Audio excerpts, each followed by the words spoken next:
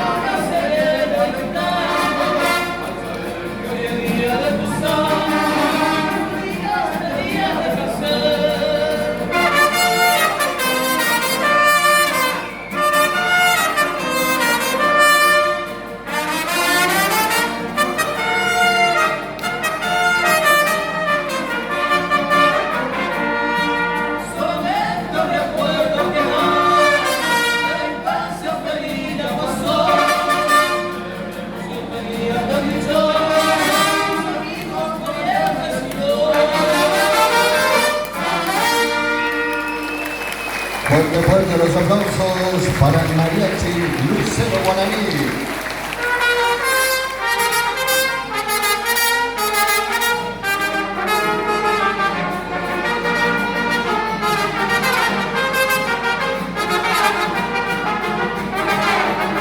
La calle Popete, hago los aplausos.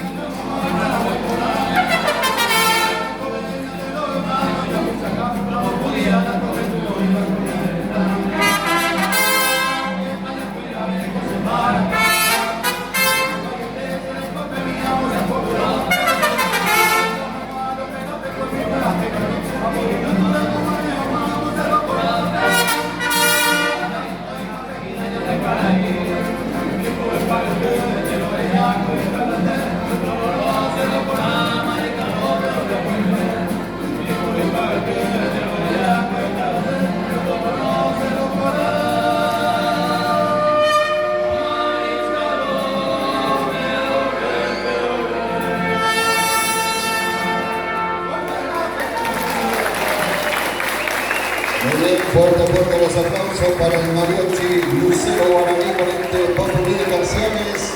Y a continuación vamos a hacer la entrega también de esta gratitud y reconocimiento a los integrantes del mariachi Lucero Guaraní. Así que por favor, la directora de la institución se puede pasar aquí adelante, el profe Eri también, para recibir esta gratitud y reconocimiento a Mariachi Lucero Guaraní por su valioso aporte en el Festival Aniversario 116 años de creación de la Escuela Básica número 739 Pedro de Llamas. Fuertes los aplausos entonces al Mariachi Lucero Guaraní.